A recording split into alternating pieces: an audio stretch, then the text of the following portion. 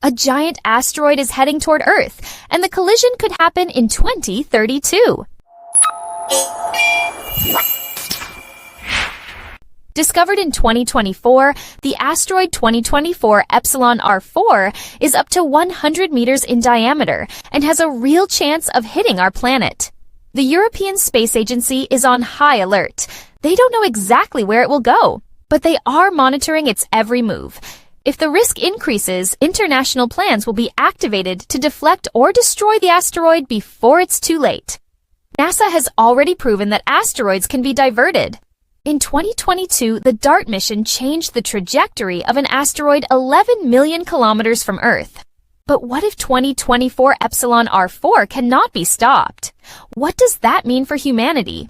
Asteroids like this are a real threat, and Earth is in the crosshairs. Scientists from around the world are working together to protect our planet. But time is running out. What would you do if you knew an asteroid was heading straight for you?